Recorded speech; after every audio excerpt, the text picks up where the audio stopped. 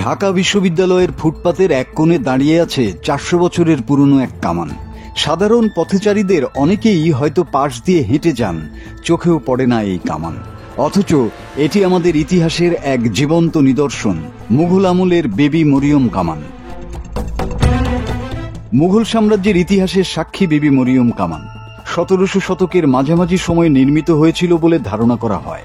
এই লোহার কামানের নামকরণ করা হয়েছে 17 শতকের বাংলার সুবাদার শায়েস্তা খানের কন্যা মরিয়মের নামে।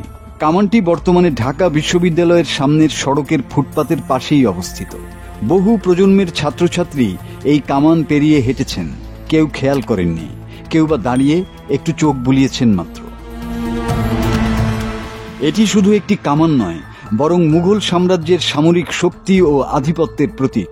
বিবি মরিয়ম কামানও সেই রকমেরই এক ভয়ঙ্কর অস্ত্র, যা আজ ইতিহাসের পাতা ছুঁয়ে এখানে এসে দাঁড়িয়ে আছে।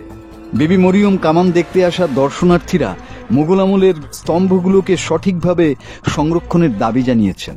আমি রাস্তাতে যাতায়াতের সময় এই কামানটা সবসময় দেখি।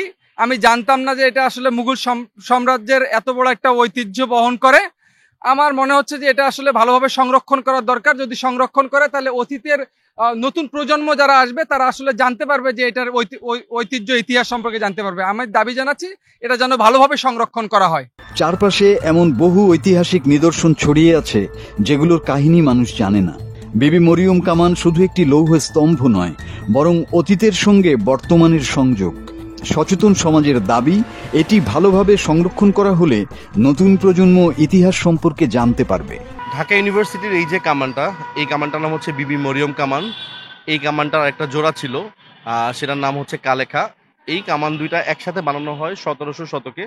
তো এই কামানটা মোর দেন 15 ফিট, আর বড় যে কামানটা সেটা হচ্ছে প্রায় 22 ফিটের। ওইটা আমাদের ঢাকার অনেক বড় একটা ঐতিহ্য ছিল। কিন্তু আমার কথা হচ্ছে এই দুইটার কোনোটাকেই ঠিকমতো প্রিজার্ভ করা হচ্ছে না। যেমন এটা ওপেন ওয়েদারে রেখে দেওয়া হয়েছে, মাঝখানে কোনো সাপোর্ট নাই, সো কিছুদিন পর লোডে এটা বেঁকে যাবে।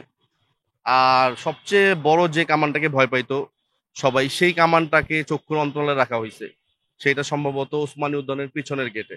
একসময় পুরান ঢাকার লোকজন ওইটাকে কাইন্ড অফ ওয়ার্শিপ করত, পূজা করত, কিন্তু সেটা এখন লোকচক্ষুর বাইরে। তো আমার রিকোয়েস্ট হচ্ছে এই দুইটা ন্যাশনাল হেরিটেজকে একটা ইনডোরে রাখা হোক, প্রপারলি প্রিজার্ভ করা হোক, ওই টেকনোলজিগুলো দেখানো হোক কিভাবে ফায়ার করা হতো। তাহলে সবাই দেখতে পাবে আসলে এখানে ইউনিভার্সিটি ক্যাম্পাসে ভালো, এটা ঢাকা গেটের সৌন্দর্য বাড়াচ্ছে। 1700 শতকের ঐতিহ্য একসাথে আছে দুইটা, কিন্তু স্টিল আমি মনে করি যে এই দুইটা কামান, স্পেশালি কালেখা এবং বিবি মরিয়ম, এক পেয়ারে যেহেতু বানানো হয়েছিল এবং দুইটার অনেক ঐতিহ্য আছে এবং ঢাকার ইতিহাসের সাথে যেহেতু কানেক্টেড, সো ওদেরকে একসাথে প্রিজার্ভ করা উচিত এবং প্রপারলি প্রিজার্ভ করা উচিত। এরকম খোলা জায়গায় এরকম একটা হেরিটেজকে রাখা উচিত না, এটাই আমি মনে করি।